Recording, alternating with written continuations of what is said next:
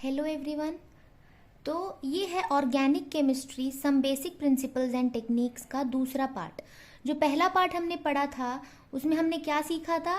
Calculation of sigma and pi bonds in organic compounds and hybridisation of carbon atoms in the given compound. ये दो चीजें हमने पढ़ी थी। किसी भी कंपाउंड में कितने सिग्मा और पाई बॉन्ड है और हर एक कंपाउंड में कार्बन का क्या हाइब्रिडाइजेशन होता है।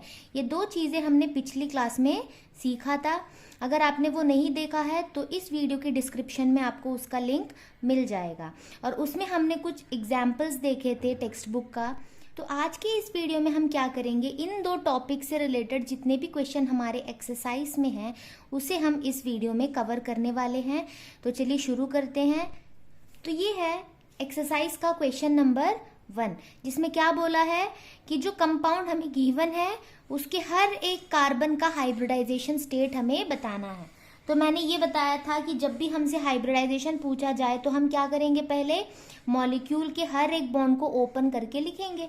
तो यह दिया हुआ है CH2, तो हम क्या करेंगे, कार्बन के साथ 2 हाइड्रोजन दिखाएंगे CH2, उसके बाद डबल बॉन्ड, फिर कार्बन, फिर डबल बॉन्ड O। ये हो गया। अब हमारे पास 2 कार्बन है, एक ये और एक ये, दोनों के बारे में हमें बताना है। अब हम ये देखेंगे कि जो ये कार्बन है वो कितने सिग्मा बॉन्ड बना रहा है, 1, 2 और 3, तो 3 सिग्मा बॉन्ड। और ये वाला जो कार्बन है वो सिर्फ 2 ही सिग्मा बॉन्ड बना रहा है। तो 3 के लिए मैंने क्या बताया था, हमेशा इसको 1+ के फॉर्म में लिखना होता है। तो 3 को हम 1+2 लिख सकते हैं और 2 को हम 1+1 लिख सकते हैं।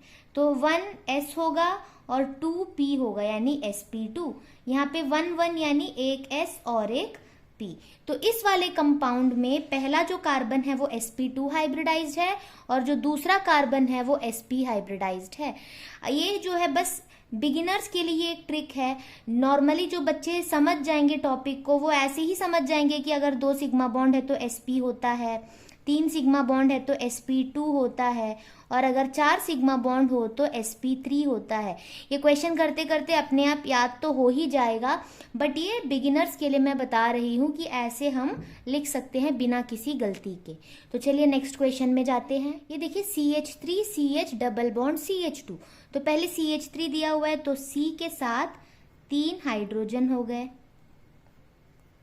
फिर CH दिया हुआ है तो सिंगल बॉन्ड के साथ CH, फिर डबल बॉन्ड दिया हुआ है CH2 यानी इसके साथ 2 हाइड्रोजन अटैच्ड है। ये हो गया। अब यहाँ पे हमारे पास 3 कार्बन है, 1, 2 और 3। अब हम चेक करेंगे तो पहला जो कार्बन है उसमें 1, 2, 3, 4 सिग्मा बॉन्ड है। इस वाले कार्बन में 1, 2, 3 सिग्मा बॉन्ड है और इस कार्बन में भी 3 सिग्मा बॉन्ड है। तो 4 के लिए 1+3 और 3 के लिए क्या होता है 1+2, यानी ये होगा sp3 हाइब्रिडाइजेशन। जो ये नंबर्स है ये s के लिए और ये p के लिए, और यहाँ पे ये होगा sp2 यानी इसका पहला कार्बन sp3 हाइब्रिडाइज्ड है और बाकी के 2 कार्बन sp2 हाइब्रिडाइज्ड है। और थर्ड क्वेश्चन देखिए, CH3 वोल ट्वाइस CO। जब भी ऐसे ब्रैकेट में दिए होते हैं इसका मतलब है वो ब्रांच होता है। तो पहले हम देख लेते हैं CO, तो O हमेशा ही 2 बॉन्ड्स बनाता है तो डबल बॉन्ड O, तो CO हमने लिख लिया। अब CH3 ट्वाइस का मतलब है इस कार्बन में 2 CH3 है, तो CH3 यहाँ पे हम ओपन करके लिख सकते हैं और एक CH3 हम इस तरफ दिखा देंगे। तो ये हो गया ओपन स्ट्रक्चर इसका। अब हम क्या करेंगे, इस कार्बन को अगर हम देखें तो 1, 2, 3, 4 सिग्मा बॉन्ड है तो 1+3 टाइप यानी sp3 हाइब्रिडाइजेशन। अब इस कार्बन को अगर हम देखें तो 1, 2, 3 सिर्फ 3 सिग्मा बॉन्ड्स है यानी 1+2 टाइप है ये, तो इसका हो जाएगा sp2 हाइब्रिडाइजेशन।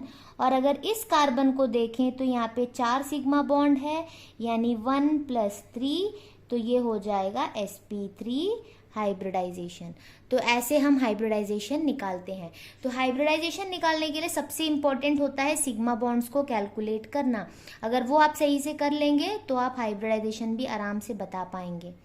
चलिए और क्वेश्चन देखते हैं। क्वेश्चन नंबर 4 देखिए, CH2 यानी कार्बन के साथ 2 हाइड्रोजन लिख लिया, डबल बॉन्ड CH, तो C के साथ H, देन CN।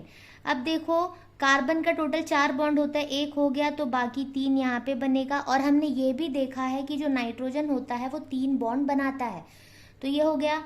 अब इस कार्बन को अगर हम देखें तो 1 2 3 सिर्फ 3 सिग्मा बॉन्ड है, यानी 1+2, 3 को हम 1+2 लिखेंगे और ये हो जाएगा sp2। अब ये वाला भी सेम 3 सिग्मा बॉन्ड है, यानी इसका भी sp2 हाइब्रिडाइजेशन होगा। और ये वाला जो कार्बन है इसने 2 सिग्मा बॉन्ड बनाया है, तो हम लिखेंगे 1+1 टाइप, यानी ये होगा sp हाइब्रिडाइजेशन। तो चलो अगला क्वेश्चन देखते हैं। C6H6, सबको पता है ये क्या है, बेंजीन, यानी 6 कार्बन का ये रिंग होगा जिसमें अल्टरनेट डबल बॉन्ड्स होंगे, तो हमें बना लेंगे, ये हो गया। अब इसमें हमें पता है alternate double bond, single bond, double bond, single bond, double bond, single bond, ऐसे होता है।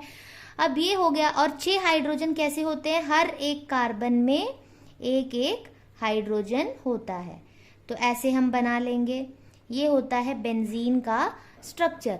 अब अगर हम देखेंगे कि इसमें हर एक कार्बन का कितना सिग्मा बॉन्ड है, जैसे इसे देख लेते हैं। ये वाला जो कार्बन है इसने 1 2 और 3 सिग्मा बॉन्ड बनाया हुआ है, यानी ये 1+2 टाइप का है, तो हाइब्रिडाइजेशन होगा sp2। हम हर एक कार्बन का अगर देखें सब सिमिलर है, सबके पास 3 सिग्मा बॉन्ड है, यानी यहाँ पे सारे के सारे कार्बन जो है वो sp2 हाइब्रिडाइज्ड हैं। तो इसके साथ हाइब्रिडाइजेशन वाला क्वेश्चन कंप्लीट होता है। अब हम कुछ क्वेश्चन करेंगे जिसमें sigma and pi bond calculate करना होगा। ये है एक्सरसाइज का सेकेंड क्वेश्चन, जिसमें पूछा है indicate the sigma and pi bond in the following molecules. इसमें से पहला पार्ट है C6H6 यानी कि बेंजीन। इसका स्ट्रक्चर मैंने ऑलरेडी बना लिया क्योंकि इसके प्रीवियस क्वेश्चन में भी हमने ये देखा था। तो अब हम इसमें क्या करेंगे, sigma bond and pi bond calculate करेंगे।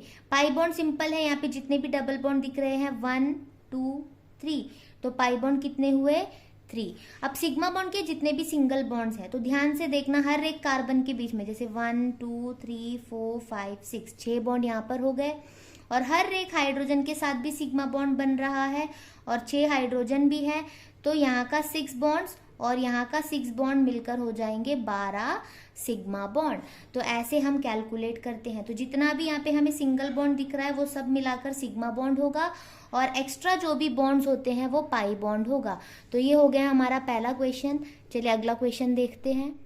क्वेश्चन नंबर 2 देखिए, C6H12, ये कुछ CnH2n टाइप का लग रहा है, जो कि हमारा एल्कीन या फिर साइक्लो एल्केन का जनरल फॉर्मूला है।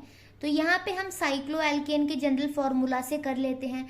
साइक्लो एल्केन का मतलब क्या होता है कि जो भी कार्बन है वो रिंग में है, तो 6 कार्बन है उसे हम क्या करते हैं, रिंग फॉर्म में बना देते हैं। जैसे कार्बन 6 है ना, तो 6 बना लेंगे ऐसे, ये हो गया।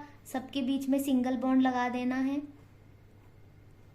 इसके बाद क्या है, H12 है, हमारे पास 6 कार्बन है और हाइड्रोजन 12 है, यानी कि हर एक कार्बन में 2 हाइड्रोजन लगे होंगे ऐसे।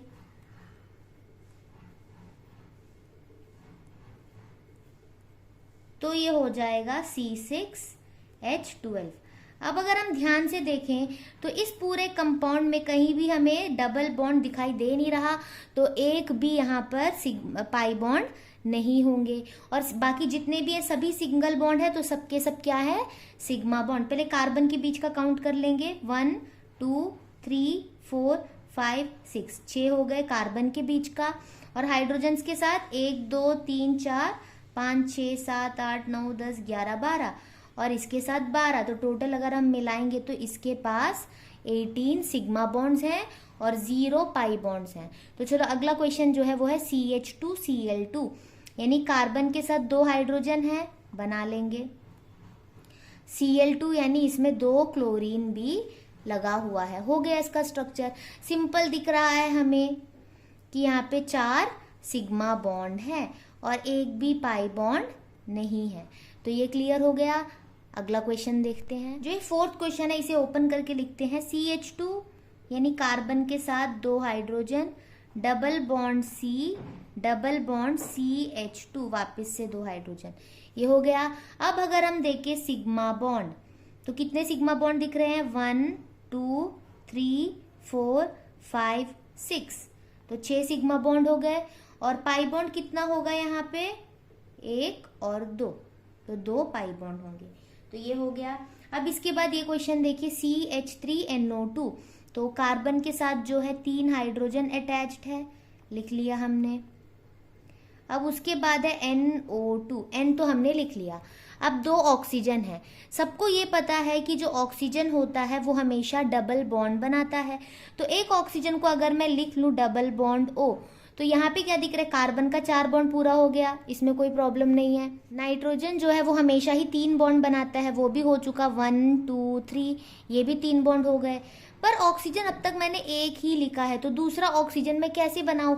अगर मैं दूसरा ऑक्सीजन यहाँ पे बना लूँ तो 5 बॉन्ड हो जाएंगे अराउंड नाइट्रोजन, जो कि पॉसिबल नहीं है।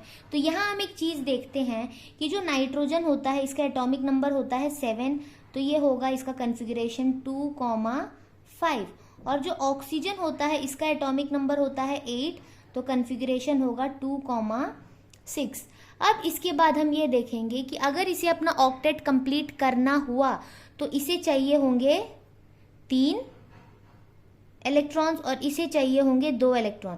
या फिर ऐसे भी बोल सकते हैं कि नाइट्रोजन के आउटर मोस्ट शेल में 1 2 3 4 5 इलेक्ट्रॉन्स हैं और ऑक्सीजन के आउटर मोस्ट शेल में 6 इलेक्ट्रॉन्स है, ऐसे होता है। तो हम यहाँ पर एक चीज देखते हैं कि जो नाइट्रोजन है उसने 3 बॉन्ड बनाया है, यानी उसने ये वाला इलेक्ट्रॉन और ये वाला इलेक्ट्रॉन यूज कर लिया, पर उसके पास अभी भी 2 इलेक्ट्रॉन लोन पेयर की तरह प्रेजेंट है, ये वाले। और जो ऑक्सीजन है हमारा एक, उसके पास 6 इलेक्ट्रॉन्स है, ऐसे 6 इलेक्ट्रॉन्स इसके पास भी प्रेजेंट है। अब क्या होगा, अगर नाइट्रोजन ने अपना ये 2 इलेक्ट्रॉन इसे ट्रांसफर कर दिया तो क्या होगा, इसका भी ये तो बॉन्ड बना नहीं रहा और इसे भी अपना 8 इलेक्ट्रॉन पूरा मिल जाएगा। तो यहाँ पे कुछ इस तरह का बॉन्ड होता है और इसे हम कहते हैं डेटिव बॉन्ड या फिर कोऑर्डिनेट बॉन्ड। नॉर्मली हम क्या देखते हैं, इलेक्ट्रॉन्स की शेयरिंग से बॉन्ड बनता है, जैसे यहाँ पर बन चुका है, या फिर इलेक्ट्रॉन ट्रांसफर करते हैं, जैसे कि सोडियम ने अपना 1 इलेक्ट्रॉन क्लोराइड को दे दिया, क्लोरीन को दे दिया, तो यहाँ पे बनता है आयोनिक बॉन्ड। बट यहाँ कुछ डिफरेंट सा बॉन्ड है, यानी यहाँ पे एक पेयर ऑफ इलेक्ट्रॉन पूरा का पूरा डोनेट कर रहे हैं, इसे हम कहते हैं डेटिव बॉन्ड। तो इस वाले बॉन्ड को ना हम सिग्मा कहेंगे ना ही पाई कहेंगे। तो अब हम काउंट करते हैं कितने सिग्मा बॉन्ड हो गए यहाँ पे, 1 2 3 4 5, और पाई बॉन्ड कितने हैं, ओनली 1। तो ये एक चीज यहाँ पे इंपॉर्टेंट है, अगर ये आपने गलत बनाया तो आपकी जो काउंटिंग होगी सिग्मा और पाई की वो गलत हो जाएगी, तो ये ध्यान दीजिएगा। क्वेश्चन नंबर 6 है, इसमें दिया हुआ है HCO, तो C के साथ डबल बॉन्ड O, क्योंकि O हमेशा ही डबल बॉन्ड बनाता है। उसके बाद है NH, तो N के साथ H लगा हुआ है, फिर है CH3।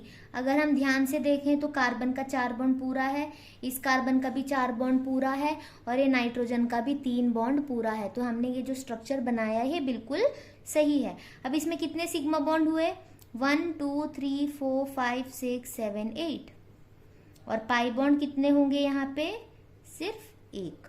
तो इसके साथ हमारा ये क्वेश्चंस कंप्लीट होता है। और इसके अगले पार्ट में हम ये देखेंगे कि ऑर्गेनिक कंपाउंड्स को हम कैसे रिप्रेजेंट कर सकते हैं, कितने तरह से रिप्रेजेंट कर सकते हैं, ये हम देखेंगे। और उससे रिलेटेड जितने भी क्वेश्चंस होंगे वो सब मैं एक ही पार्ट में कंप्लीट कराऊंगी। तो अगर वीडियो पसंद आए तो लाइक करें और अपने दोस्तों को भी शेयर करें। Thank you.